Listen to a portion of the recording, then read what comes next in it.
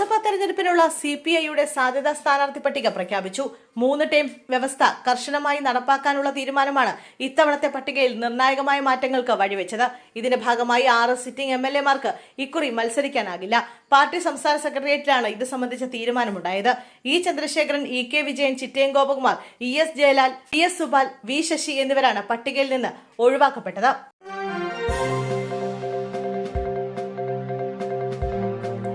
സംസ്ഥാനത്ത് നടപ്പിലാക്കുന്ന smart metre പദ്ധതിയുടെ ഭാഗമായി സർക്കാർ കണക്ഷനുകളെ പ്രീപെയ്ഡ് സംവിധാനത്തിലേക്ക് മാറ്റുന്ന നടപടികൾ പൂർത്തിയായതായി KSEBയുടെ അറിയിപ്പ്.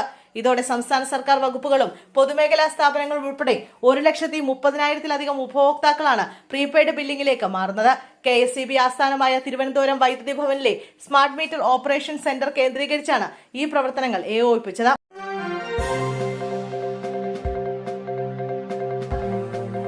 വർക്കല ട്രെയിൻ ആക്രമണത്തിൽ ഗുരുതരമായി പരിക്കേറ്റ് ചികിത്സയിലായിരുന്ന ശ്രീകുട്ടി ആശുപത്രി വിട്ടു. തിരുവനന്തപുരം വർക്കലയിൽ മദ്യപാനിയായ യാത്രക്കാരൻ ട്രെയിനിൽ നിന്ന് തള്ളിയിട്ട 19 വയസ്സുകാരി മാസങ്ങൾ നീണ്ട ചികിത്സയ്ക്ക് ശേഷം ആശുപത്രി വിട്ടു. കൊച്ചി അമൃത ആശുപത്രിയിൽ നിന്ന് ഇന്ന് ഉച്ചയോടെയാണ് ശ്രീകുട്ടി ആശുപത്രി വിട്ടത്. മകളുടെ ആരോഗ്യനിലയിൽ മികച്ച പുരോഗതിയുണ്ടെന്ന് ശ്രീകുട്ടിയുടെ അമ്മ പ്രിയദർശിനി പ്രതികരിച്ചു.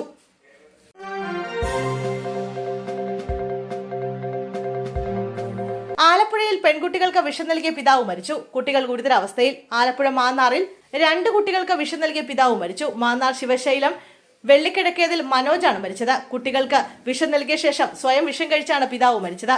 മക്കൾ ശിവഗംഗ, ശിവകീർത്തന എന്നിവർ ആശുപത്രിയിൽ ഗുരുതരാവസ്ഥയിൽ തുടരുകയാണ്.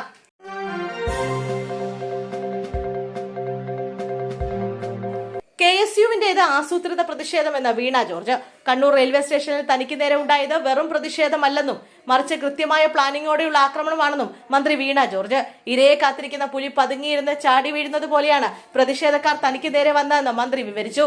കരിങ്കൊടി കാണിക്കാനാണെങ്കിൽ എന്തിനാണ് പോലീസ് വലയം ഭേദിച്ച് അത്രയും അടുത്തെത്തിയത്? ദൂരെ നിന്ന് കരിങ്കൊടി കാണിക്കാമായിരുന്നില്ലേ എന്നും മന്ത്രി ചോദിച്ചു.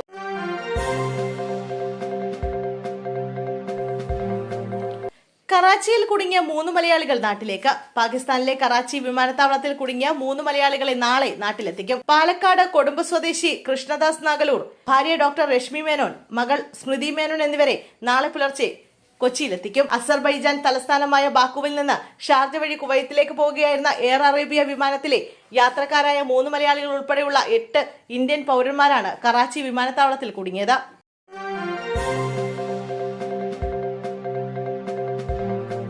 നെയ്യാറ്റിൻകരയിൽ ചിതയൊരുക്കിയ ആത്മഹത്യാ ശ്രമം. നെയ്യാറ്റിൻകര വ്ളാങ്ങാമുറി സ്വദേശി നളിനകുമാരിയാണ് ആത്മഹത്യക്ക് ശ്രമിച്ചത്. ഗുരുതരമായി പരിക്കേറ്റതിനെ തുടർന്ന് നളിനകുമാരിയെ സ്വകാര്യ ആശുപത്രിയിൽ പ്രവേശിപ്പിച്ചു. വീടിന് പുറകുവശത്താണ് ചിത ഒരുക്കിയത്. നളിനകുമാരിയുടെ ഭർത്താവ് 1 വർഷമായി ആശുപത്രിയിൽ ചികിത്സയിലാണ്.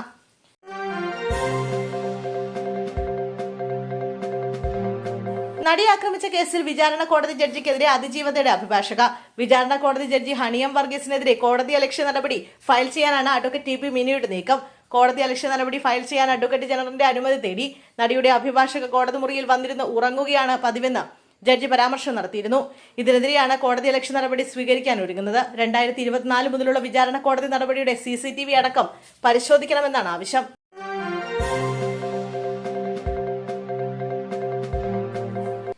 തെരഞ്ഞെടുക്കപ്പെട്ട ജനപ്രതിനിധി അധിക്ഷേപിക്കാൻ കൂട്ടുനിന്ന മുഖ്യമന്ത്രിയും റവന്യൂ മന്ത്രിയും മാപ്പ് പറയണം. വയനാട്ടിൽ സിദ്ദിഖ് MLAയെ കൂക്കി വിളിച്ച് അധിക്ഷേപിച്ചതിൽ പ്രതികരിച്ച് KPCC പ്രസിഡന്റ് സണ്ണി ജോസഫ്. തെരഞ്ഞെടുക്കപ്പെട്ട ഒരു ജനപ്രതിനിധി അധിക്ഷേപിക്കാൻ കൂട്ടുനിന്ന മുഖ്യമന്ത്രി പിണറായി വിജയനും റവന്യൂ മന്ത്രി K രാജനും പരസ്യമായി മാപ്പ് പറയണമെന്ന് ഫേസ്ബുക്ക് കുറിപ്പിൽ സണ്ണി ജോസഫ് ആവശ്യപ്പെട്ടു.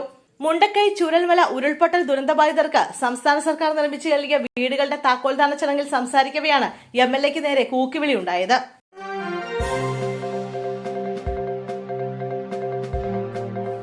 സഞ്ജുവിന് ഹൃദയം നിറഞ്ഞ അഭിനന്ദനങ്ങൾ നേർന്ന മുഖ്യമന്ത്രി. T20 ലോകകപ്പിൽ വെസ്റ്റ് ഇൻഡീസിനെ മറികടന്ന ഇന്ത്യൻ ടീമിന് വിജയം സമ്മാനിച്ച സഞ്ജു സാംസണെ അഭിനന്ദിച്ച മുഖ്യമന്ത്രി പിണറായി വിജയൻ. നമ്മുടെ നാടിനൊരു പ്രത്യേകതയുണ്ടെന്നും ആർക്കും തളർത്താനാകില്ലെന്നും മുഖ്യമന്ത്രി പറഞ്ഞു. രാജ്യത്തിന് വേണ്ടി ഇനിയും വലിയ നേട്ടങ്ങൾ കൊയ്യാനാകട്ടെ എന്നും അദ്ദേഹം ഫേസ്ബുക്കിൽ കുറിച്ചു.